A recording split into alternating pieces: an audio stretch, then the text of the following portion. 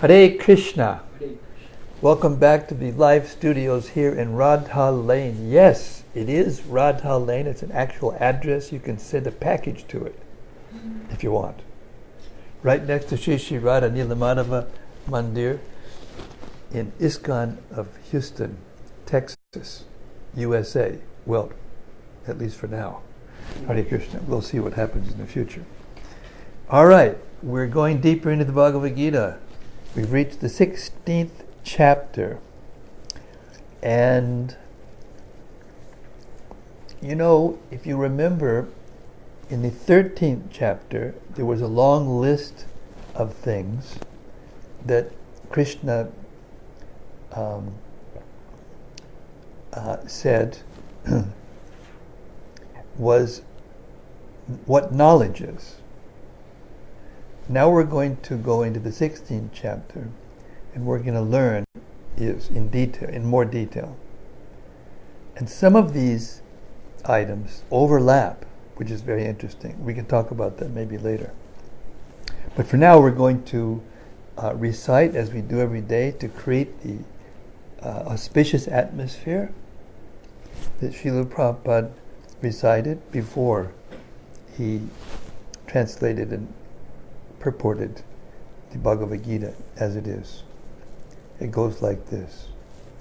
Om Ajnanatimidandasya Jnananjana Shalakaya Chakshurun Militam Jena Tasmai Shri Gurave Namaha Shri Chaitanya Manobishtam Stapitam Jena Bhutale Swayam Rupa Mayam Dadati Sapadantikam. I was born in the darkest ignorance, and my spiritual master opened my eyes with the torch of knowledge. I offer my respectful obeisances unto him.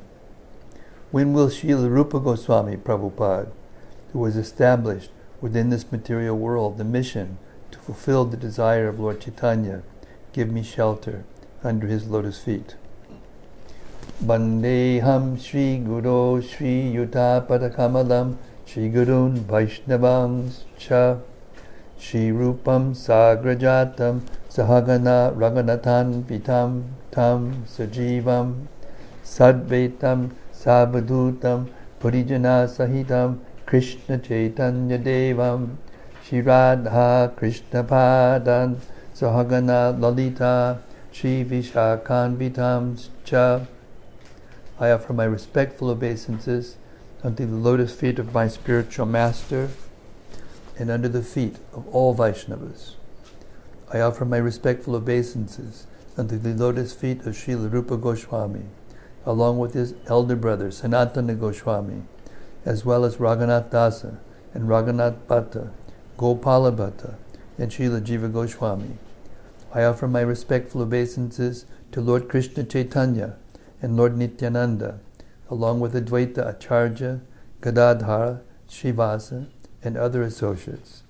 I offer my respectful obeisances to Srimati Radharani and Sri Krishna, along with their associates, Sri Lalita and Vishaka.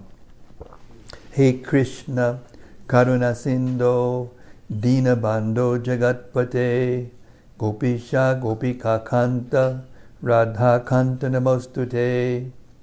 Oh my dear Krishna, ocean of mercy, you are the friend of the distressed and the source of creation. You are the master of the cowherd men and the lover of the gopis, especially Srimati Radharani.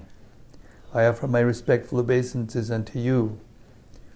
Tapta Kanchana Gaurangi Radhe Vrindavaneshwari Rishabhanu Sute Divi Pranamami Hari Priye.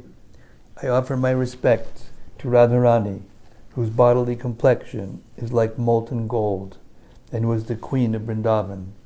You are the daughter of King Rishabhanu, and you are very dear to Lord Krishna. Vanchakal Patarubhyascha Kripasindubhya evacha Patitanam Pavanebhyo Vaishnavebhyo Namo Namaha.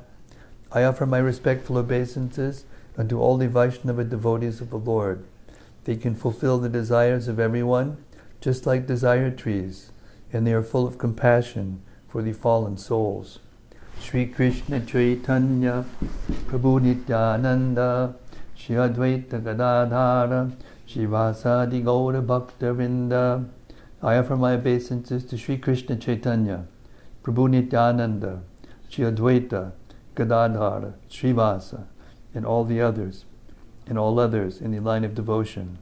Hare Krishna, Krishna Krishna, Hare Hare, Hare Ramo, Rama Ramo, Hare Hare. So we welcome you all out in cyberspace, wherever you are, to this blissful reading of the Bhagavad-gita. We're working our way through the text. We're up to chapter 16. We only have this chapter and 2 more chapters to be able to finish the Gita together, which is very auspicious. Okay. Bhagavad-gita as it is. Chapter 16. The divine and demoniac natures. This is a little blurb in the beginning that isn't in the book. Those who possess demoniac qualities and who live whimsically, without following the regulations of Scripture, attain lower births and further material bondage. But those who possess divine qualities and regulated lives, abiding by scriptural authority, gradually attain spiritual perfection. Text 1 to 3. Shri Bhagavanu Vacha Abhayam Satvasang Shudir Jnana Yoga Vyavastitihi Dhanam Damascha Yagyascha Swadhyayastapa Arjavam Ahimsa Satyamakodas Tyaga Shanti Upaishunam Daya Bhute Shalo Luptvam Mardavam Rir Achapalam Tejak Chama Driti Shaucham Adroho Natimanita Bhavanti Sampadam Daivim Abhijatasya Bharata. The Supreme Personality of Godhead said, fearlessness, purification of one's existence, cultivation of spiritual knowledge, charity, self-control, performance of sacrifice, study of the Vedas, austerity, simplicity, non-violence, truthfulness, freedom from anger, renunciation, tranquility, aversion to fault-finding, compassion for all living entities, freedom from covetousness, gentleness, modesty, steady determination, vigor, forgiveness, fortitude, cleanliness, and freedom from envy and from the passion for honor. These transcendental qualities, O son of Bharata, belong to godly men endowed with divine nature. So the last list on the 13th chapter was the process by which we get out of the modes of material nature, the actions and reactions of the modes of material nature, especially the lower modes that keep us in the material world. Now we're hearing about the qualities, divine qualities. And some of these, we can talk about this if you like at the end, but some of these are overlapping. They come in the same list, even though one is a process and the other is a quality. Okay? Purport. In the beginning of the 15th chapter, the banyan tree of this material world was explained. The extra roots coming out of it were compared to the activities of the living entities, some auspicious, some inauspicious. In the 9th chapter, also, the devas were godly, and the asuras, the ungodly, or demons, were explained. Now, according to Vedic rites, activities in the mode of goodness are considered auspicious for progress on the path of liberation, and such activities are known as Daivi Prakriti, transcendental by nature. Those who are situated in the transcendental nature make progress on the path of liberation. Those who are acting in the modes of passion and ignorance, on the other hand, for those who are acting in the modes of passion and ignorance, on the other hand, there is no possibility of liberation. Either they will have to remain in this material world as human beings, or they will descend among the species of animals or even lower life forms. In this 16th chapter, the Lord explains both the transcendental nature and its attendant qualities, and the demoniac nature and its qualities. He also explains the advantages and disadvantages of these qualities. The word abhijatasya, in reference to one born of transcendental qualities or godly tendencies, is very significant. To beget a child in a godly atmosphere is known in the Vedic scriptures as garbhadhana samskara. If the parents want a child in the godly qualities, they should follow the 10 principles recommended for social life of the human being. In Bhagavad-gita, we have studied also before that sex life for begetting a good child is Krishna himself. Sex life is not condemned, provided the process is used in Krishna consciousness. Those who are in Krishna consciousness at least should not beget children like cats and dogs, but should beget them so that they may become Krishna conscious after birth. That should be the advantage of children born of a father and mother absorbed in Krishna consciousness.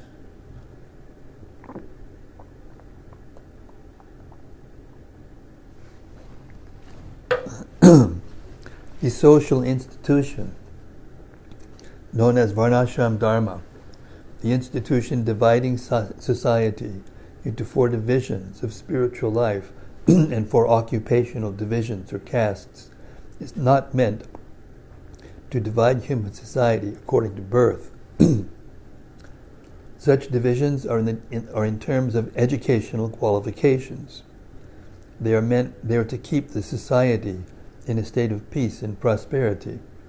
The qualities mentioned herein are explained as transcendental qualities, meant for making a person progress in spiritual understanding, so that he can get liberated from the material world.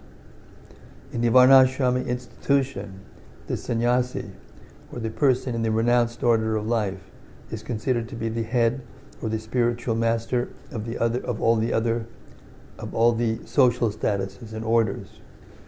A Brahmana is considered to be the spiritual master of the 3 other sections of society, namely the Kshatriyas, the Vaishyas, and the Shudras.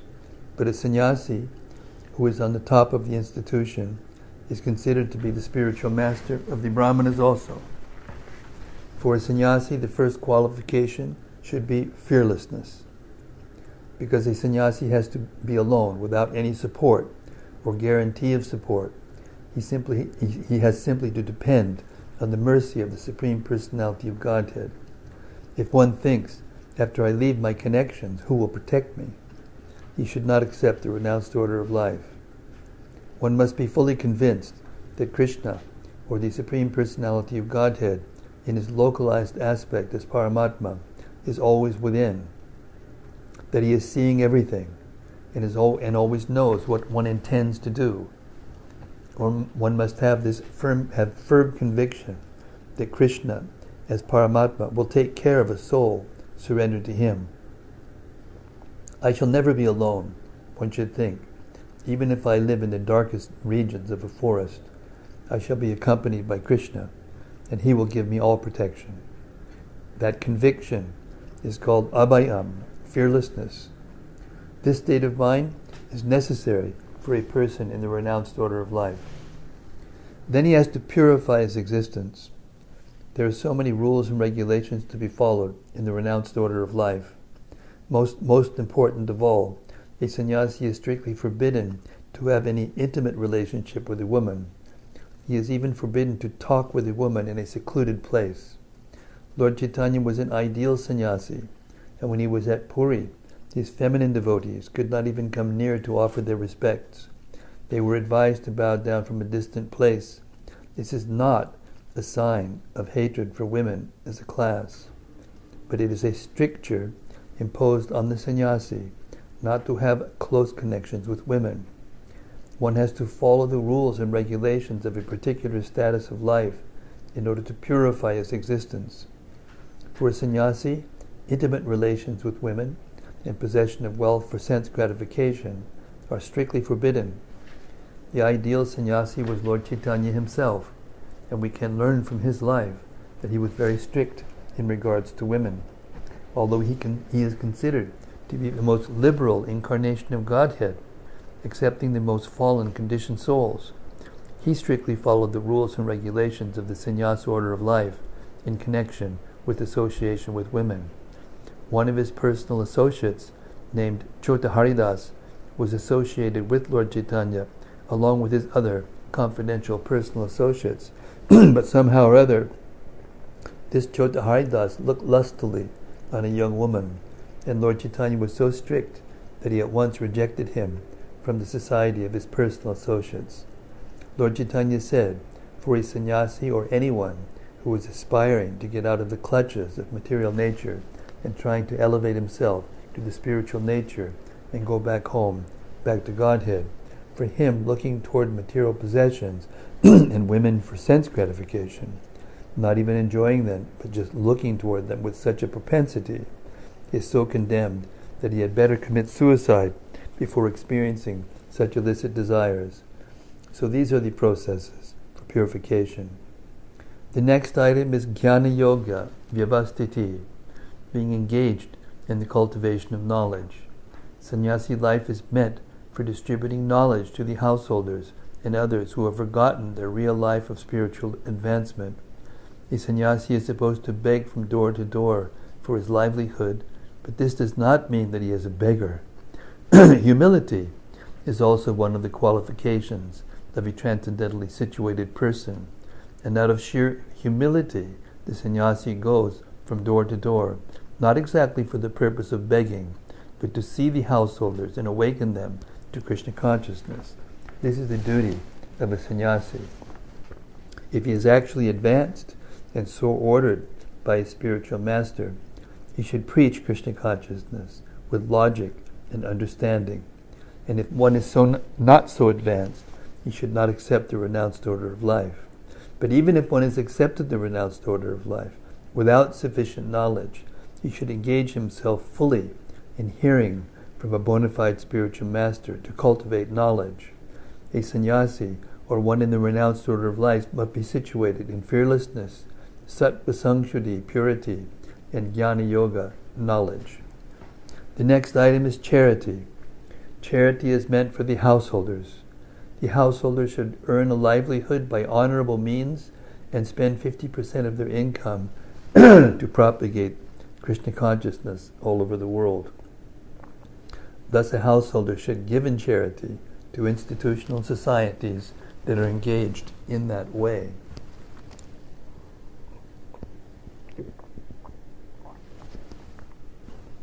Charity should be given to the right receiver. There are different kinds of charity, as will be explained later on. Charity in the mode of goodness, passion, and ignorance. Charity in the mode of goodness is recommended by the scriptures, but charity in the modes of passion and ignorance is not recommended because it is simply a waste of money. Charity should be given only to propagate Krishna consciousness all over the world. That is charity in the mode of goodness. Then, as far as Dhamma, self-control is concerned, it is not only meant for other orders of religious society, but is especially meant for the householder. Although he has a wife, a householder should not use his senses for sex life unnecessarily. There are restrictions for the householders, even in sex life, which should only be engaged for the propagation of children. If one does not require children, he should not enjoy sex life with his wife. Modern society enjoys sex life with contraceptive methods or more abominable methods to avoid the responsibility of children. This is not in the transcendental quality, but is demoniac. If anyone, even if he's a householder, wants to make progress in spiritual life, he must control his sex life and should not beget a child without the purpose of serving Krishna. If he is able to beget children who will be in Krishna consciousness, one can produce hundreds of children. But without this capacity, one should not indulge only for sense pleasure. Sacrifice is another item to be performed by the householders, because sacrifices require a large amount of money. Those in other orders of life, namely brahmacharya, vanaprastha, and sannyas, have no money. They live by begging. So performance of different types of sacrifice is meant for the householders. They should perform agnidhotra, sacrifices as enjoined in the Vedic literature. But such sacrifices at the present moment are very expensive, and it is not possible for any householder to perform them. The best sacrifice recommended in this age is called Sankirtan Yagya. This Sankirtan Yagya, the chanting of Hare Krishna, Krishna Krishna, Hare Hare, Hare Rama, Rama Rama, Hare Hare, is the best and most inexpensive sacrifice. Everyone can adopt it and derive benefit. So these three items, namely charity, self-control, and performance of sacrifice, are meant for the householder. Then Swadhyaya, Vedic study, is meant for brahmacharya, or student life. Brahmacharis should have no connection with women. They should live a life of celibacy and engage the mind in the study of Vedic literature for cultivation of spiritual knowledge. This is called Swadhyaya. Tapas, or austerity, is especially meant for the retired life. One should not remain a householder throughout his whole life. He must always remember that there are four divisions of life: brahmacharya, grihastha, vanaprastha, and sannyasa. So after grihastha, householder life, one should retire. If one lives for 100 years, he should spend 25 years in student life, 25 in householder life, 25 in retired life, and 25 in the renounced order of life. These are the regulations of the Vedic religious discipline. A man retired from household life must practice austerities of the body, mind, and tongue. That is tapasya. The entire Varnashrama Dharma society is meant for tapasya. Without tapasya, or austerity, no human being can get liberation.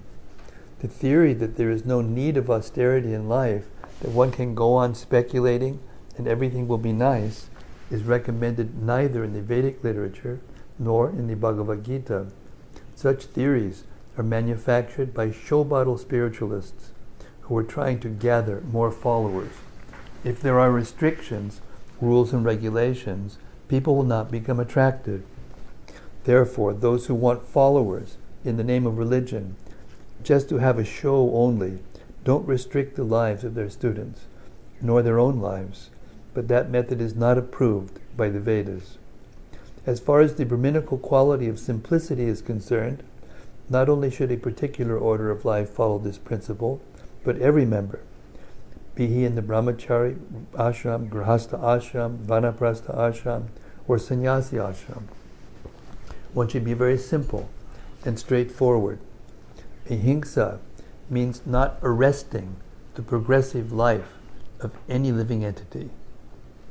One should not think that since the spirit spark is never killed, even after the killing of the body, there is no harm in killing animals for sense gratification.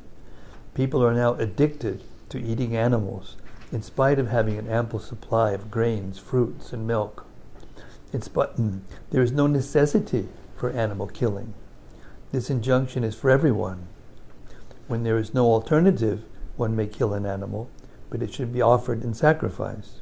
At any rate, persons who are desiring to make advancement in spiritual realization should not commit violence to animals. Real ahimsa means not checking anyone's progressive life. The animals are also making progress in their evolutionary life by transmigrating from one category of animal life to another. If a particular animal is killed, then its progress is checked.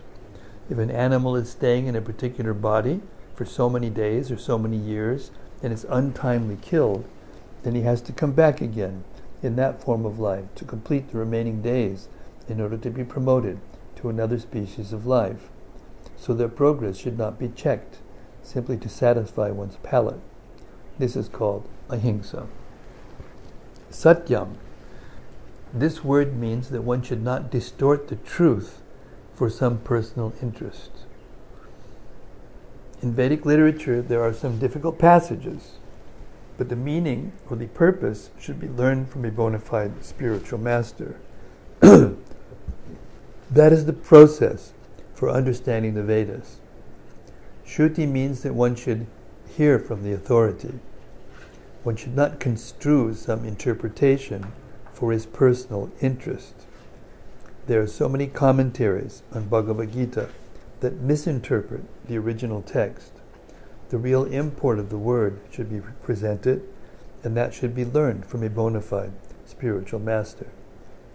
Akrodha means to check anger.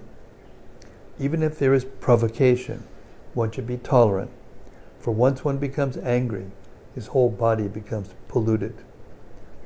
Anger is the product of the emotive passion and lust, so one who is transcendentally situated should check himself from anger. Apaishunam means that one should not find fault with others or correct them unnecessarily. Of course, to call a thief is not fault-finding, but to call an honest person a thief is very much offensive for one who is making advancement in spiritual life. Hri means that one should be very modest and must not perform some act which is abominable. Achapalam, determination, means that one should not be agitated or frustrated in some attempt. There may be failure in some attempt, but one should not be sorry for that. He should make progress with patience and determination. The word tejas used here is meant for the Kshatriyas. The Kshatriyas should always be very strong to be able to give protection to the weak. They should not pose themselves as non-violent. If violence is required, they must exhibit it. But a person who is able to curb down his enemy may, under certain conditions, show forgiveness. He may excuse minor offenses. Shocham means cleanliness, not only in mind and body, but in one's dealings also. It is especially meant for the mercantile people who should not deal in the black market.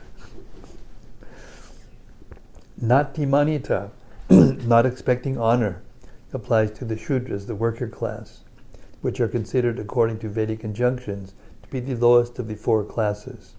They should not be puffed up with unnecessary prestige or honor, and should remain in their own status. It is the duty of the Shudras to offer respect to the higher class for the upkeep of the social order. All these 26 qualifications mentioned are transcendental qualities. They should be cultivated according to the different statuses of social and occupational order. The purport is that even though material conditions are miserable, if these qualities are developed by practice by all classes of men, then gradually it is possible to rise to the highest platform of transcendental realization. There's a lot of practical information in that purport about what the Varnashram system means, how it is to be performed. It's not that any of these rules, there are some of them that are very, very strict, but even when Srila Prabhupada came to the West, to the culture where these principles are not, some of them are there, or shadows of them are there in all human societies, civilizations, but some of them are being grossly neglected, And Prabhupada saw that when he came over. He told us that when he first came over, he thought all he could do is make brahmacharis and sannyasis. And then, he'd do that. And he also said, when I came and saw, I thought that as soon as I opened my mouth, they're going to kick me out. Because the culture is so different, and the standards, spiritual standards were not very, non-existent, basically. But he thought that, he would just come and speak and then be forced to go. But when he saw how attracted all of us were, men, women, boys, girls, kids, old people, he just opened the doors because he is, Lord Chaitanya is empowered, Lord Nityananda is empowered representative. That doesn't mean, though, by his language and by his words you can understand that he was strict and liberal at the same time. And you can only do that if you're advanced spiritually. Most people are either strict by character or liberal. That's why they have the Republican, the eternal Republican Democrat, polemic is based because some people are thinking others are conservative and some think others are liberal, and never the twain shall meet. They're not thinking about the actual benefit of the soul. They're thinking about just what makes things more comfortable for us according to my, value system. So this is a value system, both in the list of the 13, in the chapter 13, and this list, that if one understands it clearly and can, under guidance and under, personal scrutiny, scrutinizing oneself, can understand what our tendencies are, what our natural tendencies are in life, according to the psychophysical natures of the body required, then we have so many guidelines with which to follow and try and test for ourselves whether they work. This isn't academic knowledge that you just cram some knowledge and then write it down on a piece of paper, get your degree with the letters behind it, and then be accepted as an authority. And in the meantime, your personal life and your moral and spiritual values are a mess, chaos. Okay, Hare Krishna. Text 4. Dambo, darpo, mimanas cha, kroda, parushameva cha, agyanam, cha bijatasya, parthasam paramasurim. Pride, arrogance, conceit, anger, harshness, and ignorance. These qualities belong to those of demoniac nature, O son of Prita. Memo to Trump. Purport. In this verse, the royal road to hell is described. The demoniac want to make a show of religion and advancement in spiritual science, although they do not follow the principles. They are always arrogant or proud in possessing some type of education or so much wealth. They desire to be worshipped by others and demand respectability, although they do not command respect. Over trifles, they become very angry and speak harshly, not gently. They do not know what should be done and what should not be done. They do everything whimsically, according to their own desire, and they do not recognize any authority. These demoniac qualities are taken on by them from the beginning of their bodies in the wombs of their mothers, and as they grow, they manifest all these inauspicious qualities. Text 5. Daivi sampat vimokshaya nibandhaya dasyasur himata nirbandhaya surimata ma shucha sampadam daivim abhijato sipandava. The transcendental qualities are conducive to liberation, whereas the demoniac qualities make for bondage.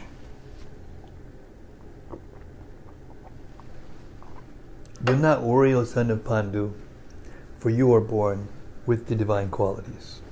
Purport. Lord Krishna encouraged Arjuna by telling him that he was not born with demoniac qualities. His involvement in the fight was not demoniac, because he was considering the pros and cons. He was considering whether respectable persons such as Bhishma and Drona should be killed or not. So he was not acting under the influence of anger, false prestige, or harshness. Therefore he was not of the quality of demons. For a Kshatriya, a military man, Shooting arrows at the enemy is considered transcendental, and refraining from such a duty is demoniac. Therefore, there was no cause for Arjuna to lament. Anyone who performs the regulated principles of the different orders of life is transcendentally situated. Text 6. Dvau bhutasargau lokismin daiva asura evacha daivo vistarashak prokta asuram partame shrinu. O son of Prita, in this world there are two kinds of created beings. One is called divine and the other demoniac. I have already explained to you at length the divine qualities. Now hear from me of the demoniac. Purport. Lord Krishna, having assured Arjuna that he was born with the divine qualities, is now describing the demoniac way. The conditioned living entities are divided into two classes in this world. Those who are born with divine qualities follow a regulated life.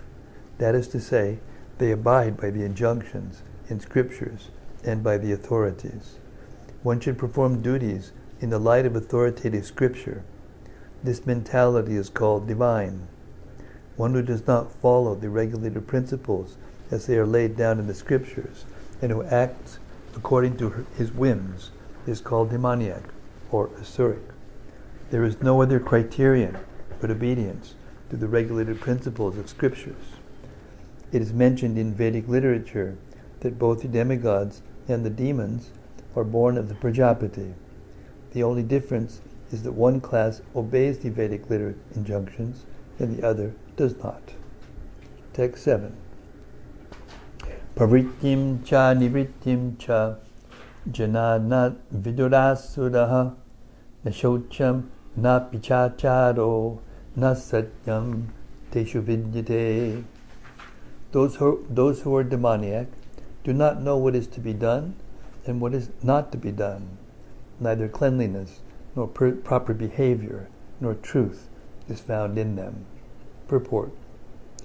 In every civilized human society, there is some set of scriptural rules and regulations which is followed from the beginning, especially among the Aryans, those who adopt the Vedic civilization and who are known as the most advanced civilized peoples.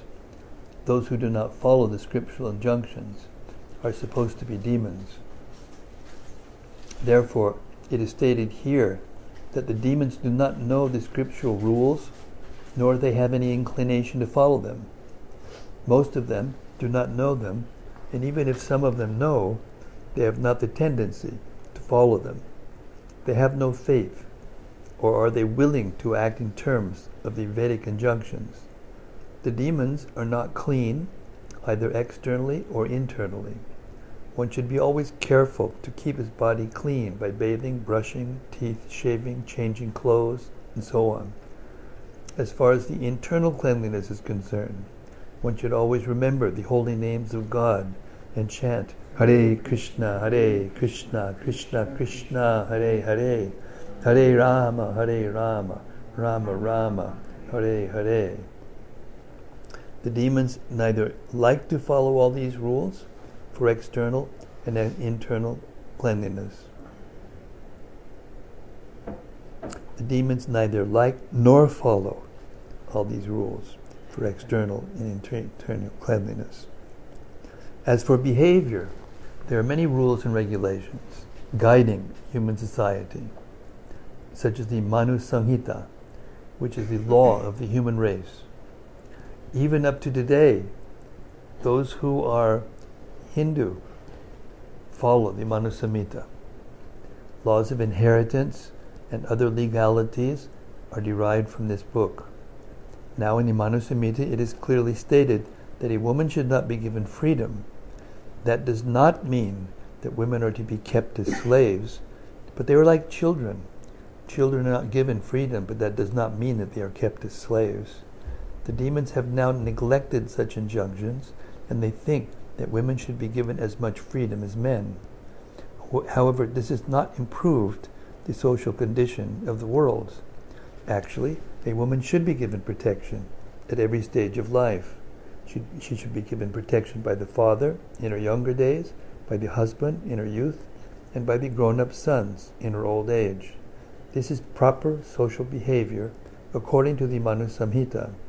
But modern education has artificially devised a puffed-up concept of womanly life, and now, therefore, marriage is practically now an imagination in human society. The social condition of women is thus not very good now, although those who are married are in a better condition than those who are proclaiming their so-called freedom. The demons, therefore, do not accept any instruction which is good for society, and because they do not follow the experience of great sages and the rules and regulations laid down by the sages, the social condition of the demoniac people is very miserable. And because I'm not going to get so much into the thing about women, although we can talk about it at the end, and I'm sure you would like to ask some questions about that. But just in a general sense, men and women, neither men nor women, are following the principles of spiritual and moral life from any scripture. Even when they say they are. Even when they say they are. So it's not that just because men and women are acting more freely or thinking they're acting more freely without spiritual principles, the condition of the world is not any more peaceful. It's getting worse in terms of conflict and violence and sexual abuse and all kinds of abuse, psychological abuse. It's getting worse and worse. It's not getting better. So if you say that because men and women are freer, that they don't have any restrictions, they don't have any moral values and spiritual values that they have to abide by, and therefore they're more free. But then what happens? The whole world becomes a place where everything is more and more restricted. Even if it's not restricted by scriptural laws, they're restricted in so many other ways. Economically, socially, politically, in so many ways. So we can talk about that later. Just the basics are here in these purports. Text 8. Prabhupada was a sannyasi. It says here you're not supposed to get alone with a sannyasi or a woman or but he taught the women how to put on their saris. Hare Krishna. And the so-called spiritualists in India who are not understanding how to touch the hearts of people and therefore are abusing the principles, they couldn't even think about how to spread Krishna consciousness around the world and to help the world's fallen societies come up to a spiritual platform. Therefore I said in the beginning of this little talk that that Lord Chaitanya was both strict and liberal at the same time, and those who follow in his footsteps, literally, they are also on the spiritual plane, strict and liberal at the same time. It doesn't make any sense. It seems like it's a contradictory thing. You're strict, you're liberal. How can you be both? Because as the purport, that long purport we just read, indicates, it's not to be practiced mechanically, that there's one rule for everybody, and there isn't room for time and circumstance considerations, etc., etc. There's not room for a person developing gradually spiritual principles, spiritual habits. Otherwise, nobody would be able to be. And nowadays, nobody would be qualified. And there are groups who just reject anybody and everybody that don't do some mechanical rule or ritual, according to the way it's in their scripture. So these are important things we're hearing now, very important things for our general well-being and the social well-being of the world. Okay, text 8. Asatyam apratishtam te jagat ahur anishwaram aparas padasam bhutam kim anyat ka mahaitukam. They say that this world is unreal, with no foundation, no God in control. They say it is produced of sex desire and has no cause other than lust. Purport. The demonic conclude that the world is a phantasmagoria. There is no cause and effect, no controller, no purpose. Everything is unreal. They say that this cosmic manifestation arises due to chance, material actions and reactions. They do not think that the world was created by God for a certain purpose. They have their own theory, and the world has come about in its own way, and that there is no reason to believe that there is a God behind it. For them, there is no difference between spirit and matter, and they do not accept the Supreme Spirit. Everything is matter only, and the whole cosmos is supposed to be a mass of ignorance. According to them, everything is void, and whatever manifestation exists is due to our ignorance in perception. They take it for granted that all manifestation of diversity is a display of ignorance. Just as in a dream, we may create so many things which actually have no existence. When we are awake, we shall see that everything is simply a dream. But factually, although the demons say that life is a dream, they are very expert in enjoying this dream. And so, instead of acquiring knowledge, they become more and more implicated in their dreamland. They conclude that as a child is simply the result of sexual intercourse between man and woman, this world is born without any soul.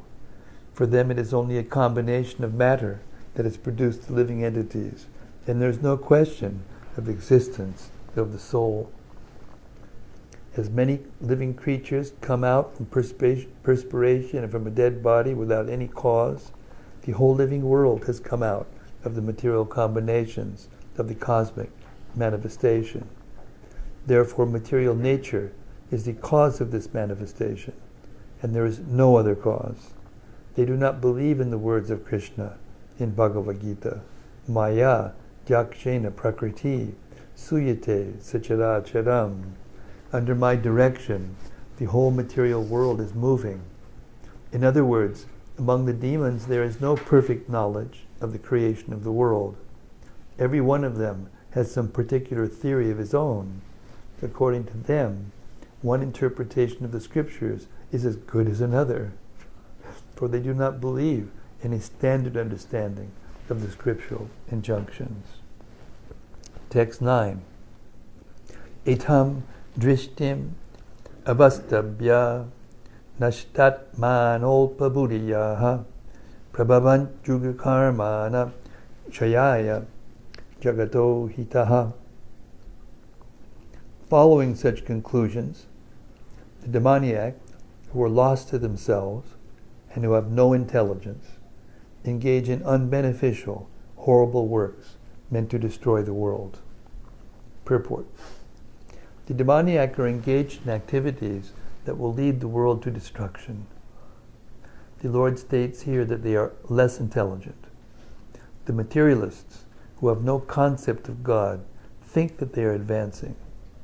But according to Bhagavad-gita, they are unintelligent and devoid of all sense. They try to enjoy this material world to the utmost limit, and therefore always engage in inventing something for sense gratification. Such materialistic inventions are considered to be advancement of human civilization. But the result is that people grow more and more violent and more cruel, cruel to animals and cruel to other human beings. They have no idea how to behave toward one another. Animal killing is very prominent amongst demoniac people. Such people are considered the enemies of the world, because ultimately they will invent or create something which will bring destruction to all.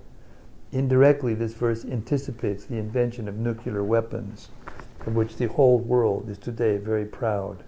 At any moment, war may take place, and these atomic weapons may create havoc. Such things are created solely for the destruction of the world, and this is indicated here. Due to godlessness, such weapons are invented in human society. They are not meant for the peace and prosperity of the worlds. Text 10. Kamam ashrit yadushpuram dambamana madanbitaha mohad grihit vasadgraham pravartante shuchivrataha. Taking shelter of insatiable lust and absorbed in the conceit of pride and false prestige, the demoniac, thus illusioned, are always sworn to unclean work, attracted by the impermanent. Purport. The demoniac mentality is described here. The demons have no satiation for their lust. They will go on increasing and increasing their insatiable desires for material enjoyment. Although they are always full of anxieties on account of accepting non-permanent things, they still continue to engage in such activities out of illusion. They have no knowledge and cannot tell that they are heading the wrong way. Accepting non-permanent things, such demoniac people create their own God, create their own hymns, and chant accordingly. The result is that they become more and more attracted to two things: sex enjoyment and accumulation of material wealth. The word ashuchi vrataha, unclean vows, are very significant in this connection.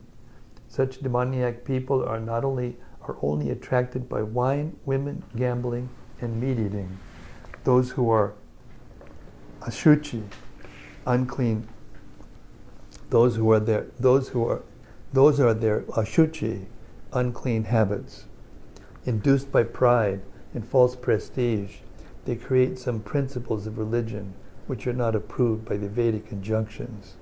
Although such demoniac people are most abominable in the world, by artificial means the world creates a false honor for them. Although they are gliding towards hell, they consider themselves very much advanced. When I was just reading this, I got this picture. I don't know, I don't see these things very much anymore. When I was in sports, when I was a young man, and I remember when the boxing world, the two guys that are going to fight, they come up and they're like this, and they look each other right in the nose, and they look, wow, and they, really, they literally glow. And right beside them, what are very beautifully dressed up, almost naked women just going, right? Right next to them. It's always like that. It's the same. And the promoters are back there going like this. Now I'm doing my, and it's all just meant for this. It's not meant for anything else. For some carnal pleasure of seeing two guys beat the hell out of each other. And it's the same thing as the Romans when they had the gladiators. Yes. That was the fall of the kingly order. But it's a natural tendency that there should be a leader. It's either a prime minister, or it's a president, or it's a king, or it's some other title, the chairman of the board, whatever it is. But there always has to be a leader, because natural, it's a human instinct, and it's not even a human instinct. It's an instinct in all living beings. How the birds know to fly from one place to another. There's a leader, and he goes, okay, time to go south. And all of them go, okay, time to go south. And they all go up. It's not that they just all, make it up their mind in exactly the same instant. They follow leaders, So the fall of this Brahminical culture began with the Brahminical fall. The priests and the sannyasis and the spiritual personalities, they became infected with pride and all these different things, illusion. And then the kings took over. They became the next, and then they became too sensual because they had all this facility, and they were no longer guided by pure brahmanas and religious principles and knowledge. And anyway, that's the way it went. Then it came down to the Vaishyas, and now we're in between the Vaishyas and the Shudras.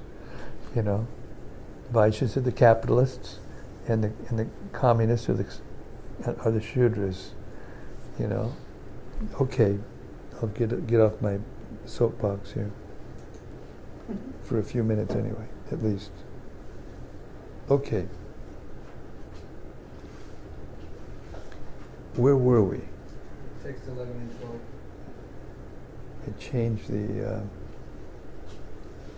I changed the size, by mistake I changed the size of my text and my line spacing. There we go. Okay. We're on 11 and 12, are we? Yes. In the beginning? Yes. Okay. Text 11 and 12. Chintam aparimeyam cha pralayantam upasritaha kamo pabhoga parama etavad iti nishchataha asha pasha chatayar badha kama krodha parayanaha ihante kama bhogartam anyanye narta sanchayan. They believe that to gratify the senses is the prime necessity of human civilization. Thus, until the end of life, their anxiety is immeasurable, bound by a network of hundreds of thousands of desires, and absorbed in lust and anger, they secure money by illegal means for sense gratification. Purport. The demoniac accept that the enjoyment of the senses is the ultimate goal of life, and this concept they maintain until death. They do not believe in life after death, and they do not believe that one takes on different types of bodies according to one's karma or activities in this world. Their plans for life are never finished, and they go on preparing plan after plan, all of which are never finished. We have personal experience of a person of such demoniac mentality who, even to the point of death, was requesting the physician to prolong his life for 4 years more, because his plans were not yet complete. Such foolish people do not know that a physician cannot prolong life even for a moment. When the notice is there is no consideration of the man's desire. The laws of nature do not allow a second beyond what is destined to enjoy. The demoniac person who has no faith in God or the supersoul within himself performs all kinds of sinful activities simply for sense gratification. He does not know that there is a witness sitting within his heart. The supersoul is observing the activities of the individual soul. As it is stated in the Upanishads, there are 2 birds sitting in one tree. One is acting and enjoying or suffering the fruits of the branches, and the other is witnessing. But one who is demoniac has no knowledge of Vedic scripture, nor has he any faith.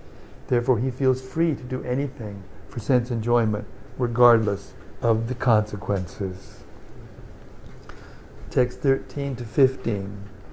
Idam adya maya labdam imam prapsye manoratham idam astidam api me bhavishyati punardanam asau maya hatak shatrur hanishe chaparanapi ishwaro hamaham bhogi siddho ham balavan sukhi adyo vijanavanasmi konyo stri sadvisho maya yakshe dasyami modisha ityagyana vimohitaha. The demoniac person thinks, so much wealth do I have today, and I will gain more according to my schemes. So much is mine now, and it will increase in the future more and more. He is my enemy, and I have killed him, and my other enemies will also be killed. I am the Lord of everything. I am the enjoyer. I am perfect, powerful, and happy. I am the richest man, surrounded by aristocratic relatives. There is none so powerful and happy as I am. I shall perform sacrifices. I shall give away some charity. I shall give some charity, and thus I shall rejoice. In this way, such persons are deluded by ignorance. 16. Anika chitibhibranta mohajala samavritaha prasakta kamabhogeshu patanti narakeshu chau. Thus perplexed by various anxieties and bound by a network of illusions, they become too strongly attached to sense enjoyment and fall down into hell. Purport. The demoniac man knows no limit to his desires to acquire money. That is unlimited. He thinks only of how much assessment he has just now, and schemes to engage that stock of wealth further and further. Now there's a statistic that we should know, that in America there's 8 people who own approximately 80% of the wealth of this country. Hare Krishna. Yeah, that's right. And it's trickling up. They've made a system where everything trickles up, and then they tell the people that's giving them votes or coming to work for them that the system is that everything trickles down and it will come to you, and your life will get better and better.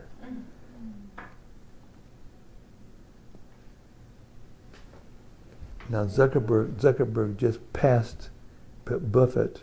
Now he's number 3. Yeah. Despite all the questions about the things that have happened lately, I mean, it's a scheme. You know, it's what's the word? It's rigged. Trump is always saying it's rigged. It's rigged. Yeah, it's rigged, and you're right at the top of the rigging system. Thus perplexed. Text 16. Thus perplexed by various anxieties and bound by a network of illusions, they become too strongly attached to sense enjoyment and fall down into hell. Purport.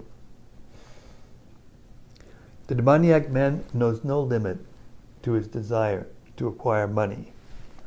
That is unlimited. He thinks only of how much assessment he has now and schemes to engage that stock of wealth further and further. For that reason, he does not hesitate to act in any sinful way, and so deals in the black market for illegal gratification. He is enamored by the possession he already has, such as land, family, house, and bank balance, and he is always planning to improve them. He believes in his own strength, and he does not know that whatever he is gaining is due to his past good deeds. He is given an opportunity to accumulate such things, but he has no conception of past causes. He simply thinks that all his massive wealth is due to his own endeavor. A demoniac person believes in the strength of his personal work, not in the law of karma. How do they call that in the Protestant? Work is worship. According to the law of karma, a man takes his birth in a high family or becomes rich or very well educated or very beautiful because of good work in the past. The demoniac thinks that all these things are accidental and due to the strength of one's personal ability. They do not sense any arrangement behind all the varieties of people, beauty, and education. Anyone who comes into competition with such a demoniac man is his enemy. There are many demoniac people, and each is enemy to the others. This enmity becomes more and more deep between persons, then between families, then between societies, and at last between nations. Therefore, these constant strife. They forgot to put religion in there, because sectarian religion is also in there. Therefore, there is constant strife, war, and enmity all over the world. Each demoniac person thinks that he can live at the sacrifice of all others. Generally, a demoniac person thinks of himself as the supreme God, and a demoniac preacher tells his followers, "Why are you seeking God elsewhere? You are yourselves God. Whatever you like, you can do. Don't believe in God. Throw away God. God is dead." These are the demoniac's preachings.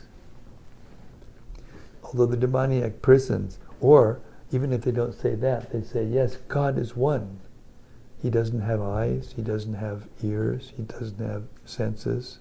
In other words, he's deaf, he's dumb, he's blind, and lame.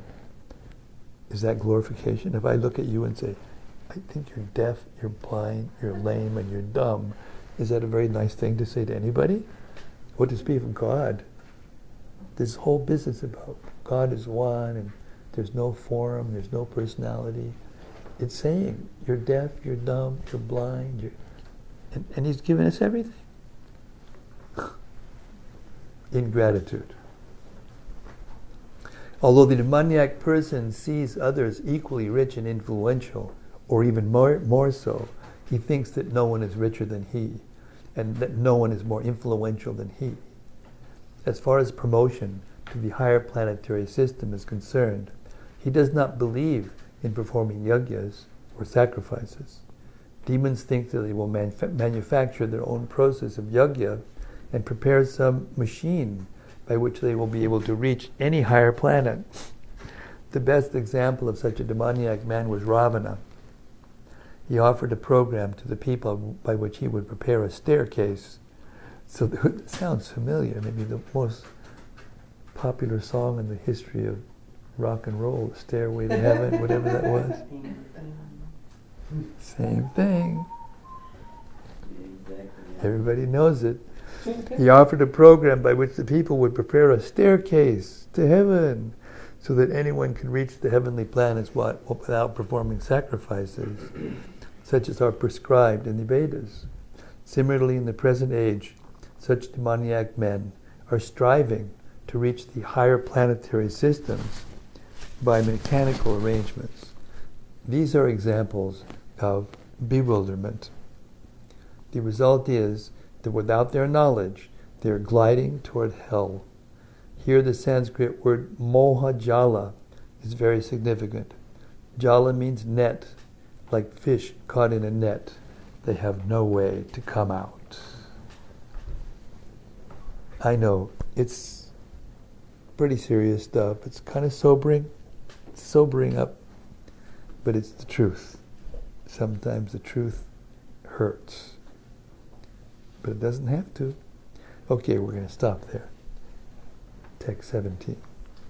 We'll hear more about the demoniac natures after tomorrow. Okay. Any reflections? Points that stood out that you want to express? Or, yes, sir. Krishna Kripa is going to speak. I'm going to repeat into the microphone because you're too far away. Well, it's just, you were speaking about the impersonalism and the eradication of God. The Bhagavad-gita was speaking about impersonation and the eradication of God. Which would include the eradication of demons. Which would include the eradication of the demons. Oh no, they don't think that they're going to be eradicated. Go ahead. Sorry. On a verbal or a verbiage standpoint, because these are the demons that are making themselves disappear. This by words they're saying these things because these are the demons that disappear into the woodwork and they're no longer nowhere to be found when the fighting's going on. Exactly. Good point. Before the leaders, the kings, would be out in front if they were being attacked by enemies, which you have to be. Take care of enemies who are attacking you. It's the law of nature. And the kings would be there to protect the citizens from other kings or other forces that were going to come and rape and pillage and do all these things. Now those things are going on everywhere.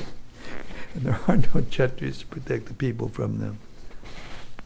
Every day there's something in the newspaper about a whole bunch of women that were molested by doctors and trainers and politicians and entertainers, and it just goes on and on and on. Every level. It's in everywhere.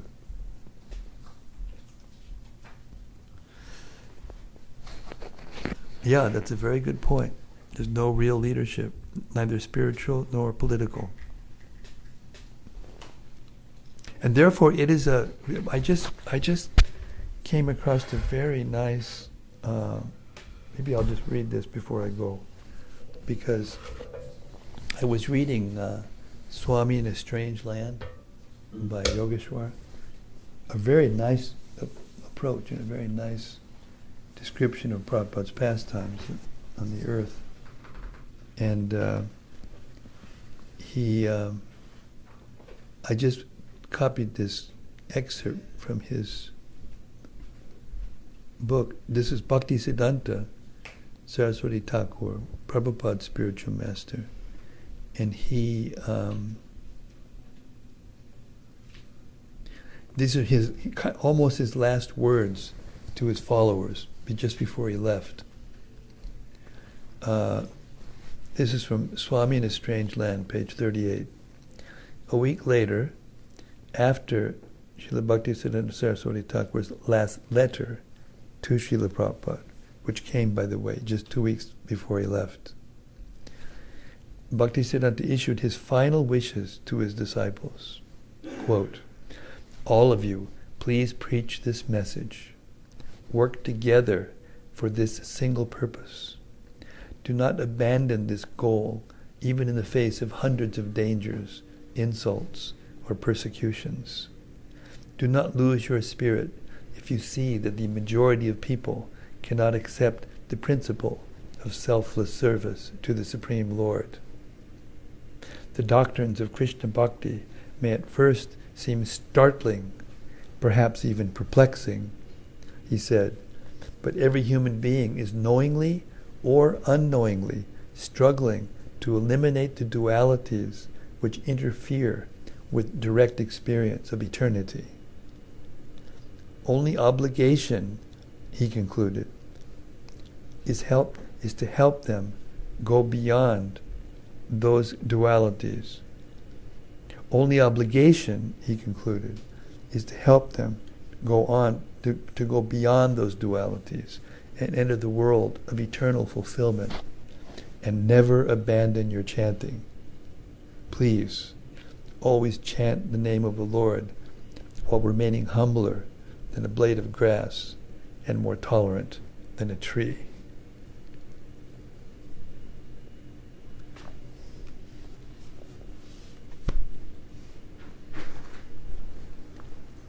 Srimad Bhagavad-gita ki jai, Srila Prabhupada ki jai, Samaveda Bhaktivinoda ki jai. All glories to the assembled devotees.